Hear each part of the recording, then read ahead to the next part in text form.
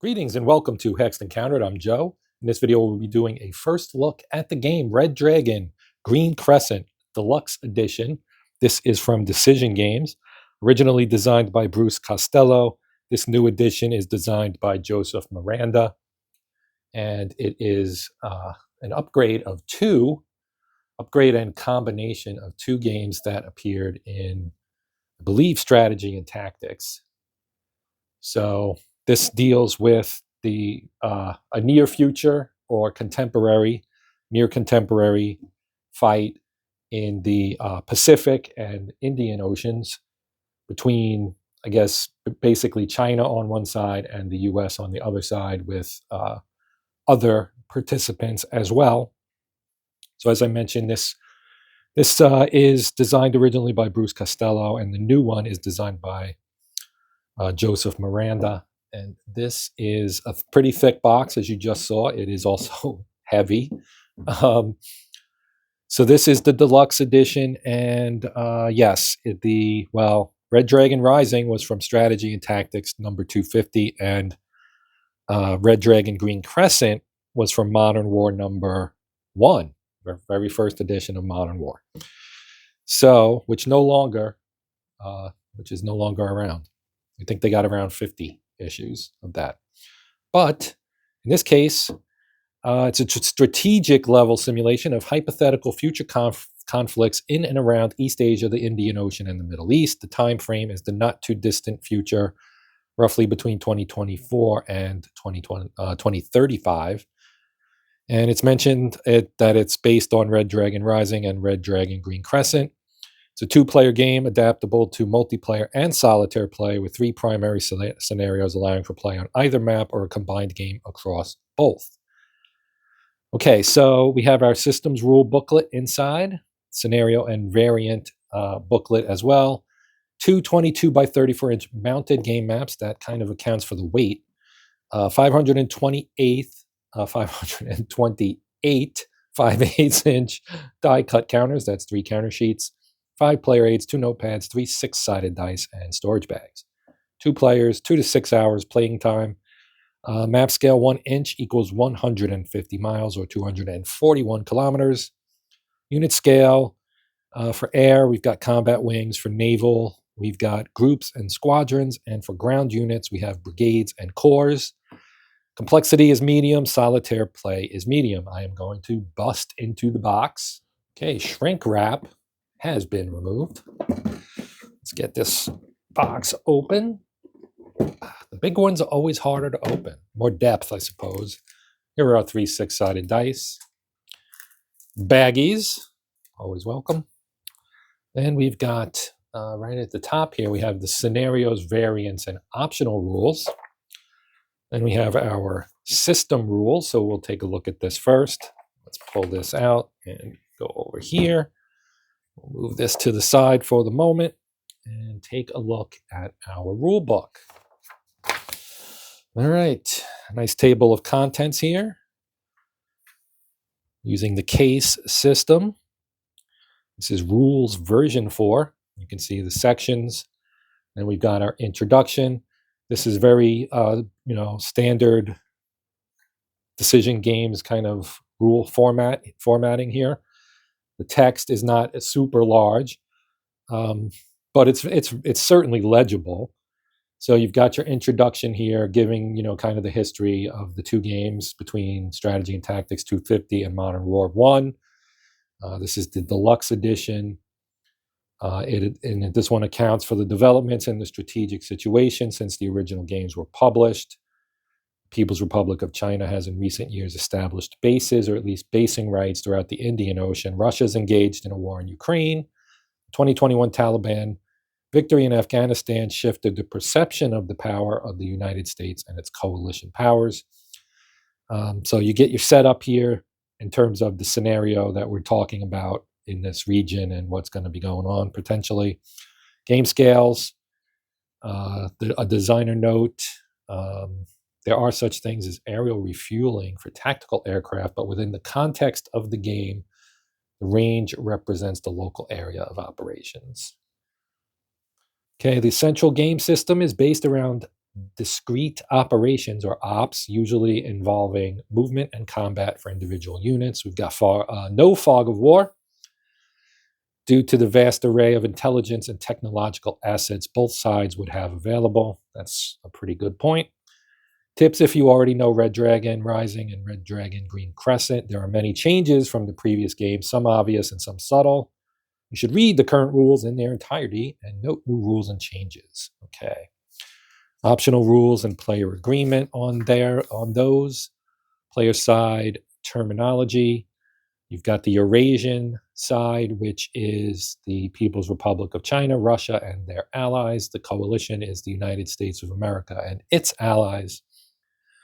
Other powers are also involved, etc. You've got delineations for the various types of units. The game map, you have map A, which is the western map section containing mostly the Indian Ocean. And the Pacific Ocean map is map B, and that is the east map section. The game map's drawn to emphasize the strategically critical sea zones and land areas on and near the Asian landmass. So you've got sea zones, land areas, coastal-based enclaves, large islands, small islands, etc. Geographic peculiarities: mainland China, Hainan Island, Okinawa, Guam, and Saipan, 4 Japanese home islands, Sakhalin Island, and then you've got Eurasian bases, etc. Playable areas, some examples thereof: Coalition and Eurasian off-map base. Displays, other displays and charts. We'll see all this when we go through all the components. We've got to look here at a naval unit, an air unit, and a ground unit. We can take a quick peek at that in a little bit more of a zoomed manner. So here we have our naval unit. Well, its air-to-ground factor, its anti-air factor, you can see that that is a aircraft carrier, US.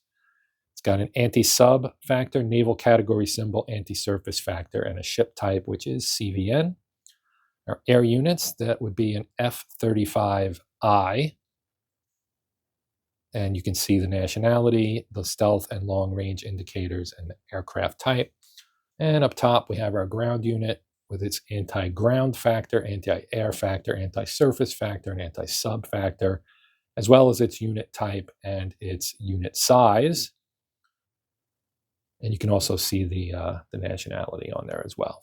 Then we've got our colors for the various nationalities in here. So you can see the Association of Southeast Asian Nations, Australia, Bangladesh, Indonesia, Israel, Iran, etc., all the way through. You've got NATO, you've got private military contractors, the People's Republic of China, Peninsula Shield Forces, that's the Gulf Arab states, Russia, South Korea, Singapore, Sri Lanka, Thailand, Taiwan, US, Vietnam, Violent Non-State Actor Forces, and Yemen. Major change with this game edition is that the British, French, and Italian units are combined into a single NATO force. Another is that the various Persian Gulf units are combined into the Peninsula Shield Force. These changes model a variety of command, control, and logistical factors. All right. Whole bunch of explanations about the counters. You've got your ground units, heavy and light. Ground unit abbreviations, ground unit sizes. What we saw before was a brigade, of course. Then you have also divisions, corps, and regimental combat teams, which are brigade size, but they have their own symbol. Mobile corps are divisional sized groupings of brigades, such as the PRC Airborne, Chinese Airborne. Naval units, carrier units, combat factors, amphibious units, etc. Carrier-based aircraft. Stealth units, stealth indicator is a star. Static units. Markers. Hyperwar. We got nuclear stuff. We got hyperwar for hyperwar combat. Random events and variants. Random events. Do or die. Reinforcement pools. Rules precedence. And here's our setup, control, and intervention. All kinds of rules for that. Boots on the ground. Interventions are here. Neutrals and belligerency, off-map displays. New belligerents, random events and belligerency. Random events and return to neutrality.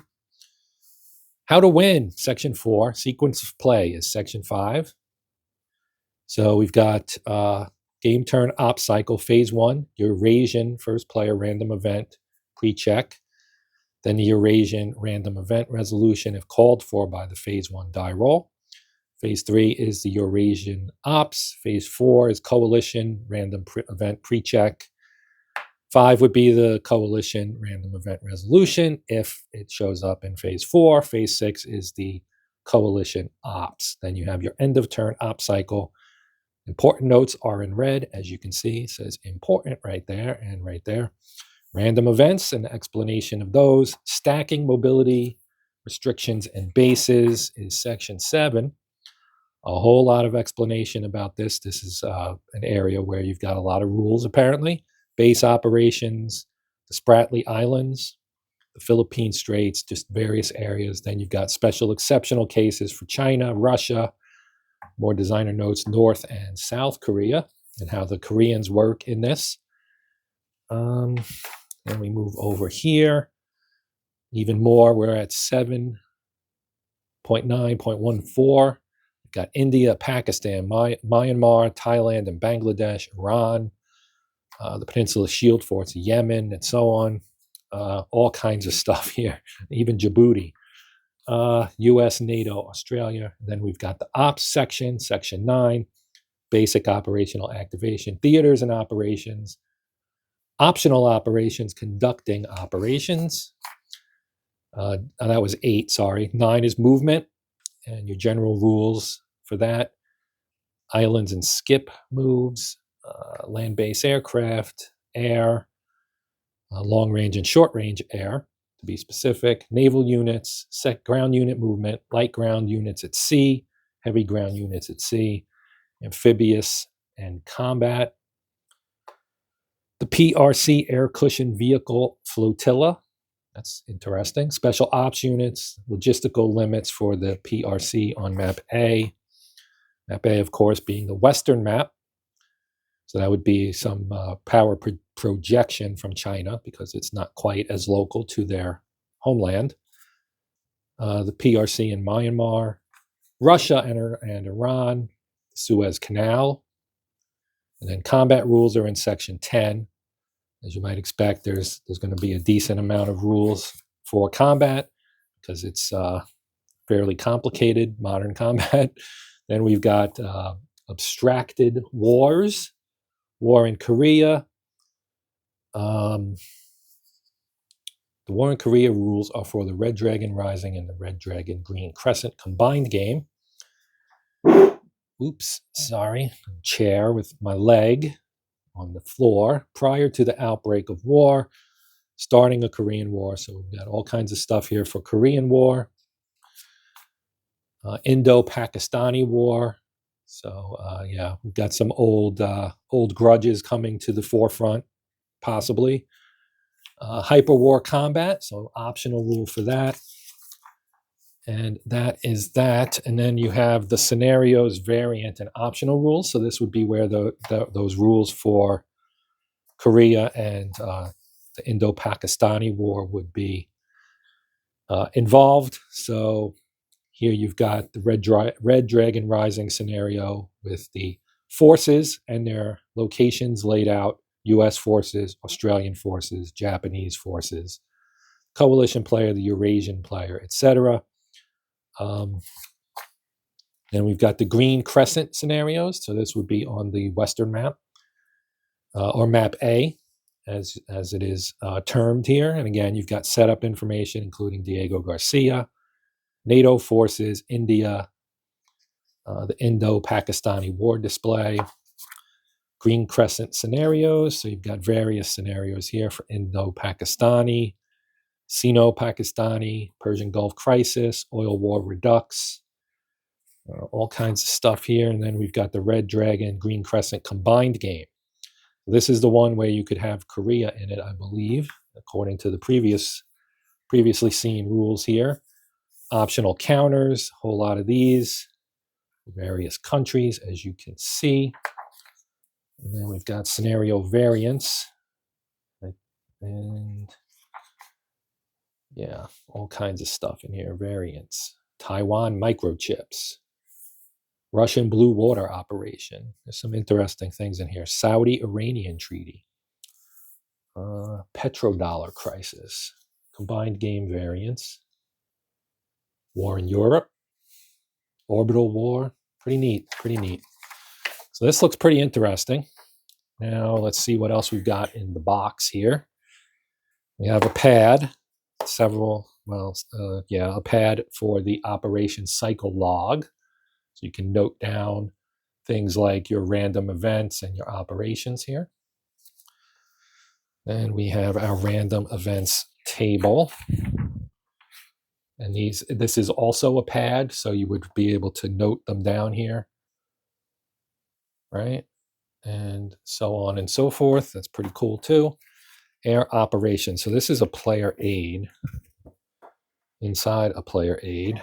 I guess they go together. Yeah, this is a kind of a fold out here, but if we slide this over, we can take a quick look. You've got aircraft, of course. So this is air operations, intelligence operations, ground operations, joint operations. I like the art. The art is kind of cool. I like strike on a carrier here. Logistical operations, naval operations, and optional operations. And on the back, the area of operations chart. You can see all the various areas in here on map A and on map B. Okay, it's kind of neat. We got 2 copies of that. Then we got some tracks here. So you got the Eurasian Victory Point Index, Ops Record Track, Eurasian Indian Ocean Base Control, single-sided as you might expect. Red Dragon Rising Random Events, Green Crescent Random Events. And then over here we have the combined game random events, as well as the random events table that we saw with the pad version. This is actually a player aid version, so you could photocopy this if you run out of sheets from the provided pads. Now we got a counter sheet. This is counter sheet 1. We've got some carriers here, as you can see, some submarines, some air units, some ground units. And down here you have NATO units, Australian units, of course. Over here you have some more units, as you can see. These are Chinese, their aircraft, their subs, their carriers, and large ships. Kind of neat. Then we've got sheet 2. And there are 2 sides to these, of course, as well, as you can see. We've got Peninsula Shield Force, so this would be the Persian Gulf, North Korea, Thailand, South Korea, Taiwan, Pakistan, Philippines, Russia, Myanmar, India, Sri Lanka, Vietnam, Singapore, Japan, Indonesia, all kinds of countries in here. Yemen, Iran, Pakistan. Pretty neat. And then here is sheet number 3. More Russians, some more coalition, some more American stuff, Eurasia, NATO, etc. Some markers, lots of markers, got some mushroom clouds, belligerency, tracks, I'm assuming. Moving on, here is the map. This is map A. Now it is turned sideways, largely because of its orientation. As you can see, the long side is actually north-south, and the east-west is the short side. So because of the camera, perspective 16:9 ratio, I wanted to get it in where I could get the whole thing in, and it would be a tighter look than if I turned it around and was zooming in, or you'd have a lot of space on the side. So I think you get what I'm saying. Anyway, so you can see here, this is, it says on here somewhere, down here, map A Indian Ocean. So this is the Indian Ocean. There's India right there, right smack kind of in the middle. So you've got Diego Garcia down here, the base, the Seychelles over here, Andaman, Nicobar Islands, etc. Here we've got Africa. You've got some unplayable areas here, right? Here's Yemen. We've got part of Saudi Arabia here, an unplayable part. Oman. Here's Iraq, which is unavailable. Here's Iran. Then you've got Afghanistan, unplayable, mostly unplayable. And all this area up here is also unplayable. Indo-Pakistani war display is here. Then you've got your areas within India. And then over here, you've got parts of Pakistan, I believe, right here.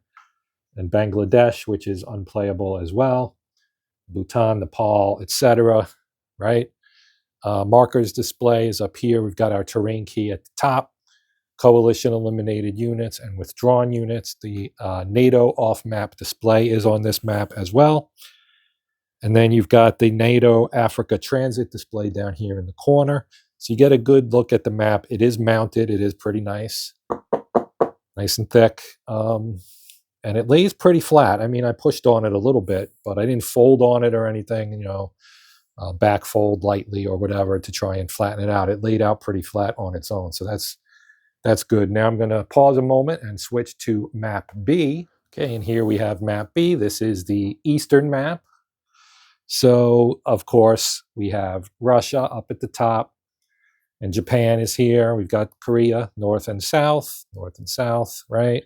Northern China, central China, southern China. Then you've got Myanmar, or Siam as it used to be known as, Vietnam, Thailand, Malaysia. You've got Sumatra, Borneo, East Malaysia, Palawan, Luzon, Leyte, Mindanao from the Philippines, right? Of course, the ocean area, here's Okinawa, Taiwan, etc. So you have U.S. and Allied off-map bases over here on what would be the eastern corner, or eastern edge, rather. Marker display down here. Up here, we've got the Eurasian boxes. So this would be the China-Russia block, I guess. You've got your off-map bases display here, your eliminated units, your withdrawn units, and the Korean War display, just as we saw with the Indo-Pakistani War on the other map, is over here as well. You can see some naval bases here in China. You can see the colorization, the yellow being the U.S. or NATO aligned, kind of. I mean, it's not NATO because we're talking about the Pacific here, but South Korea and Japan aligned with the U.S. and NATO side. And then your red, North Korea and China together, along with the Russians up here. So this is the other map. So you get the full picture here, and you've got your sea areas, your sea zones, as well as your land areas, your land zones, etc. So that is going to do it. Hope you enjoyed this first look. This game will get played sooner or later, depending on what the polling comes out for this game and Next War Iran, which are both part of the initial From the Library episode, where the viewers get to pick which game gets played sooner, although the plan ultimately is, of course, to play them both. You just may have to wait for one. So that will do it for this one. I'm done. If you have anything to say, post it up in the comments, and I will do my best to reply. That includes questions, of course. Also, if you would consider liking, sharing, and or subscribing, that is always a welcome bonus for me. I like positive feedback, just like everybody else. But even if you don't do any of those things, if you enjoyed the video, please come back, check out future installments here on the Hex Encounter channel. But for now, we're done. I'm Joe. This is, as I mentioned, the Hex Encounter channel. And until next time, as always, happy gaming.